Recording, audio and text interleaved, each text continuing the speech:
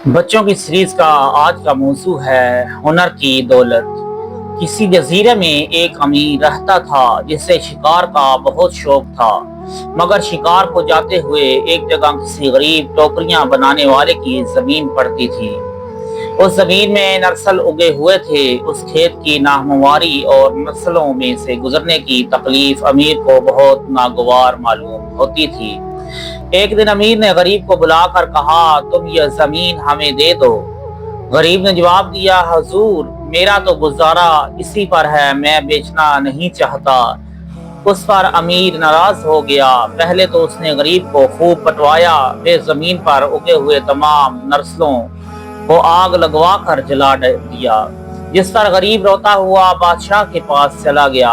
बादशाह ने अमीर को बुलाकर हाल पूछा तो अमीर ने जवाब दिया, बेशक मैंने इस जलील आदमी को इसलिए मारा और इसके खेत को जलाया कि इसने मेरे हुक्म की तामील नहीं की थी। बादशाह ने कहा, तुमने दौलत के झूठे गरूर में एक बेगुनाह गरीब को नाहक तकलीफ दी और बड़ा नुकसान पहुंचाया है। हालांकि तुम्हारा परदादा इससे भी ज्यादा गरीब था, जो हमारे ही घराने की बदौलत इतनी दौलत का मालिक हो गया, जिसके वर्षे पर इस वक्त तुम इतने मगरूर हो रहे हो। मेरे नजदीक ये गरीब तुमसे इसलिए बेहतर है कि अपनी मेहनत से रोजी कमाता है। अब बादशाह ने हुक्म दिया कि अमीर और टोकरियां बुनने वाले को बिल्कुल नंगा करके एक गैर आबाद जजीरे में छोड़ दिया जाए। इस हुक्म की तामील में दोनों को एक हफ्ते के लिए एक ऐसे जजीरे में उतार दिया गया जहां जंगली आदमी रहते थे। जंगलियों ने उन्हें देखकर पहले तो मारना चाहा, मगर टोकरियां बुनने वाले ने उन्हें इशारों के जरिए से मिन्नत समारित करके समझाया कि हम तुम्हारी खिदमत करेंगे। साथ ही वहां से नर्सल लेकर एक टोपी बुनी और एक जंगली के सर पर पहना दी।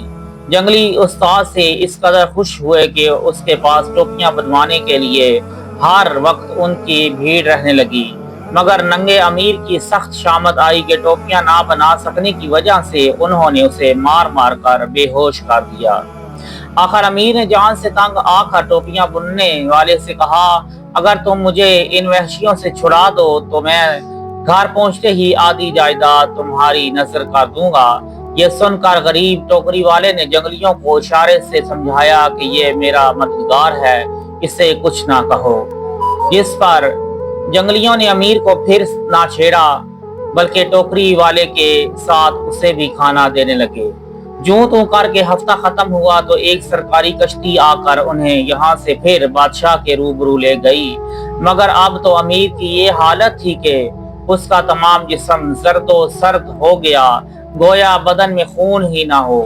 बादशाह ने सब किस्सा सुनकर अमीर से कहा, तुमने देख लिया दौलत का महल कैसा नापायदार है और इस पर गुरूर करने वाला कैसा बेवकूफ और नालायक है।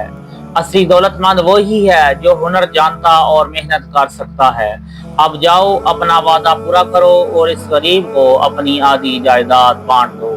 अमीर ने घर पहुंचकर इकरार के मुताबिक आधी जायदाद और गरीब के हवाले कर दी और उस तरह गरीब ने अपने सब्र और हुनर की दौलत का फल पा लिया।